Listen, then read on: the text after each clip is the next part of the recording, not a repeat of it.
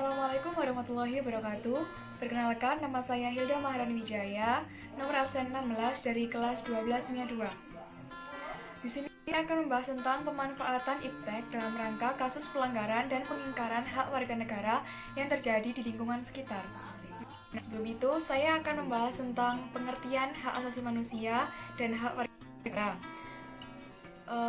Hak asasi manusia sendiri adalah hak yang manusia pribadi manusia. Karena itu, hak asasi manusia berbeda dari pengertian hak warga negara.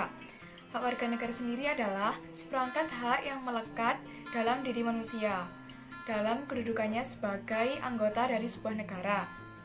Hak asasi sifatnya universal, tidak terpengaruh status kewarganegaraan seseorang. Akan tetapi, hak warga negara dibatasi oleh status kewarganegaraannya. Saya akan membahas tentang pelanggaran hak warga negara. Pengertian dari pelanggaran hak warga negara adalah perbuatan yang baik, disengaja atau lalai melawan hukum, mengurangi, menghalangi, atau mencabut hak seseorang sebagai warga negara dan akan dihukum secara adil. Merupakan penyebab pelanggaran hak warga negara. Yang pertama, adanya sikap egois atau terlalu mementingkan diri sendiri. Yang kedua, rendahnya kesadaran berbangsa negara. Yang ketiga, sikap tidak toleran. Yang keempat, penyalahgunaan kekuasaan, dan yang terakhir adalah penyimpangan teknologi. Contoh pelanggaran hak warga negara, yaitu di sini saya akan mengambil dua contoh. Yang pertama, proses penegakan hukum masih belum optimal dilakukan. Misalnya, masih terjadi kasus salah tangkap, perbedaan perlakuan oknum aparat penegak hukum terhadap para pelanggar hukum dengan dasar kekayaan atau jabatan, masih terjadi, dan sebagainya. Nah, jadi maksudnya hukum tajam ke bawah, tumpul ke atas itu kalau masyarakat biasa-biasa, apalagi orang miskin yang melanggar hukum, meskipun nggak fatal-fatal banget, dia bakal dikasih hukuman yang bener-bener sesuai undang-undang tanpa ada belas kasihan. Ya, kalau perlakuan gini juga diberlakukan terhadap orang kaya, apalagi pejabat sih no problem ya. Masalahnya, giliran yang melanggar hukum itu orang kasta atas, apalagi pejabat, mereka tidak divonis hukuman yang setimpal. Mungkin karena orang-orang kaya atau pejabat itu bisa bayar ahli hukum alias pengacara kali ya. Jadi bisa minta dibela dengan bayaran banyak, agar bagaimanapun caranya mereka bisa lolos dari hukuman atau dapat hukuman yang ringan. Kedua, saya mengambil contoh semakin merebaknya kasus pelanggaran hak asasi manusia atau kriminalitas seperti pembunuhan, pemerkosaan, kekerasan rumah tangga, atau KDRT.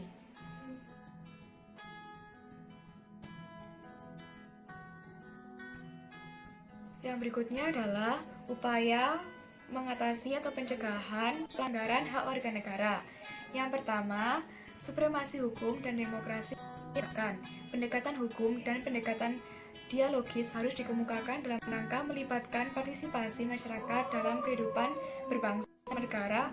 Para pejabat penegak hukum harus memenuhi kewajiban dengan memberikan pelayanan yang baik dan adil kepada masyarakat, memberikan perlindungan kepada setiap orang dari perbuatan melawan hukum dan menghindari tindakan kekerasan yang melawan hukum dalam rangka menegakkan hukum. Yang kedua, melakukan peningkatan dari kualitas pelayanan publik.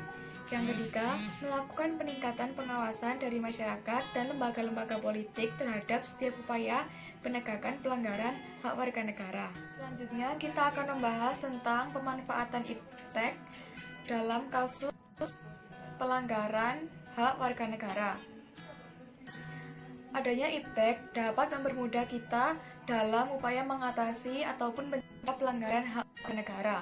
Tetapi, penggunaan iptek tersebut harus sesuai dan dipakai dengan benar agar tidak terjadi penyalahgunaan. Dengan adanya iptek dapat menimbulkan pengaruh positif dalam penegakan hak warga negara. Berikut merupakan pemanfaatan iptek dalam kasus pelanggaran hak warga negara. Yang pertama, makin menguatnya supremasi hukum, demokratisasi, dan tuntutan terhadap dilaksanakannya hak asasi manusia. Yang kedua, menguatnya regulasi hukum dan pembuatan peraturan perundang-undangan yang memihak dan bermanfaat untuk kepentingan rakyat. Yang ketiga, makin menguatnya tuntutan terhadap tugas penegak hukum seperti polisi, jaksa, dan hakim yang lebih profesional dan transparan. Yang keempat, banyaknya alat atau produk dari perkembangan iptek membantu penegak hukum dalam mencegah dan mengurangi tingkat kejahatan.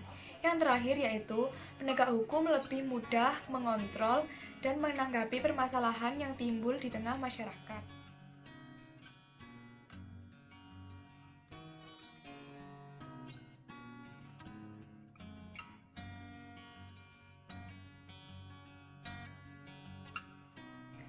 Sekian dari saya, mohon maaf apabila ada salah kata. Wassalamualaikum warahmatullahi wabarakatuh.